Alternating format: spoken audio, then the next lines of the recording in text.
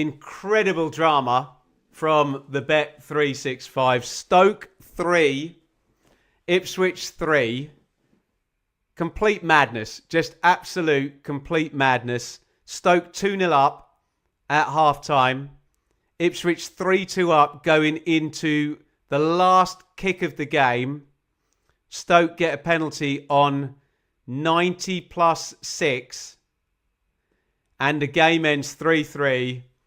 An utterly brainless defensive performance from Ipswich to give away those 3 goals. The players are surrounding the ref, but really maybe they need to turn their attention inwards on themselves, because the 3 goals Ipswich has conceded today have just been absolutely criminal. Ipswich go into the game really having drawn at Leicester, at home to Leicester at the weekend.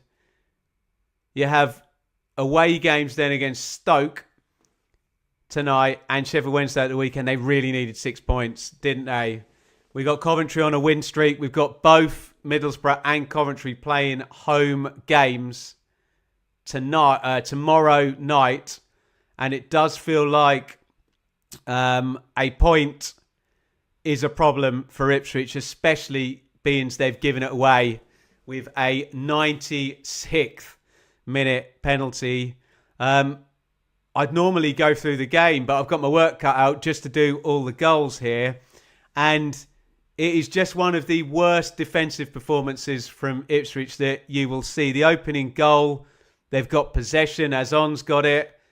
Is he weak, or does Maxi foul him? One or the other or both. That doesn't matter, because then Manhurst's 1v1 with Kipre. Kipre lets him pass him way too easily. Manhurst hits it against the post. Then I think Rigo hits the shot.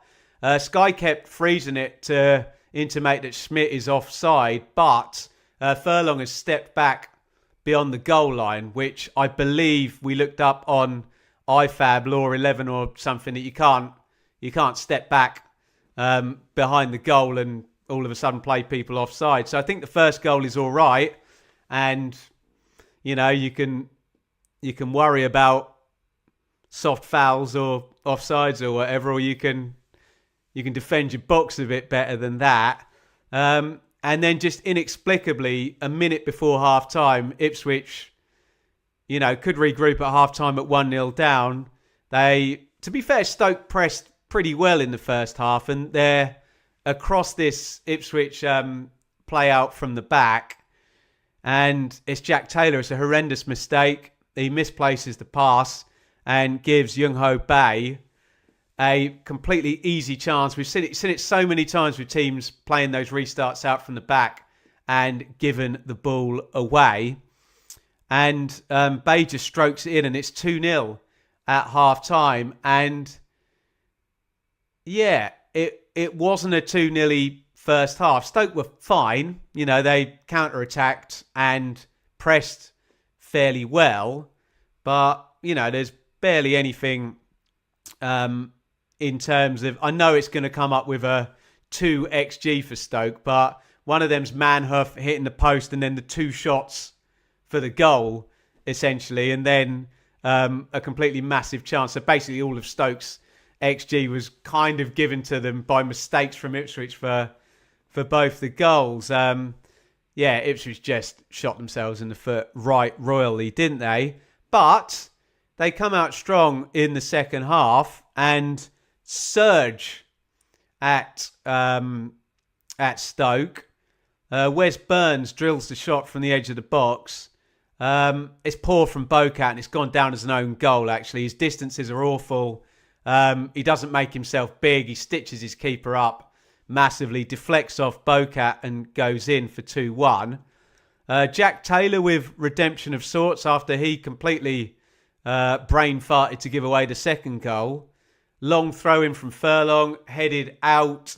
Taylor volleys it into the ground, into the corner. Lots of criticism for the Stoke keeper. He's only a youngster, bless him, but he wasn't at fault for that one, right into the corner. And then it looked like Cedric Kipre had got some redemption for his, kind of role or non-existent role in the first goal, letting Manhoef walk past him. He steps out and feeds it through for George Hurst off the bench. And Hurst, it's a good goal. It's probably the best of the lot, isn't it? Fed through, Hurst touch, takes it really, really well. Kieran McKenna, understandably, goes to the bench to try and shore it up.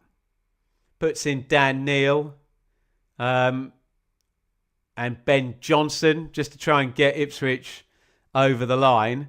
And in minute 95, it's just ridiculous. It's absolutely ridiculous. Kit Praise runs up the pitch 20 yards to try and win the ball. He ends up giving the throw-in away. It gets lobbed in. Darnell Furlong completely misses his kick. The ball floats into the box towards, I think it's Cisse, isn't it? Caust has an arm on him. Kipre, who's been chasing back from near the halfway line, has an arm on him as well. And you see them given all the time, don't you? Bouncing ball in the box. Stoke player trying to get to it.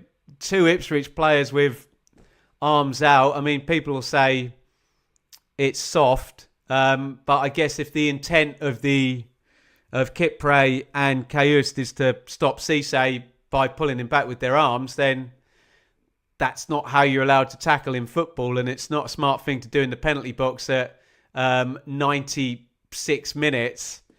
And a penalty's given. Schmidt steps up. He dispatches the penalty right-footed, and having come all the way back from 2-0 down to 3-2 up, Ipswich, now I've gone and thrown it all away. Draw for the second game running, which now means Coventry play at home to Preston tomorrow. Middlesbrough play Charlton at home tomorrow. If Coventry win, they will go to 77 points. They'll be 12 points clear of Ipswich, having played one game more. Ipswich would tend to play. Probably more pertinently, if Middlesbrough win tomorrow, they will go to 72 points. They will be 7 points clear of Ipswich. With 9 to play, Ipswich have a game in hand. Millwall have also won tonight. Hull have also won tonight. That doesn't so much affect the top two because obviously Coventry and Middlesbrough hold those positions and we don't know what results have happened. But right now, it's a very bad day for Ipswich in terms of how they've conceded the 2 points there at the end of the game. And until we know what Coventry and Middlesbrough have done, you could have a situation where basically everyone in the top 5 other than Ipswich has won. And that was the situation last time out, wasn't it? We had a draw for Ipswich and we had wins for Millwall and Borough and Coventry. And if you're having a 4-point swing when we're at rounds 36 and 37 in the season, then it is problematic. So context will be king. We will find out more tomorrow.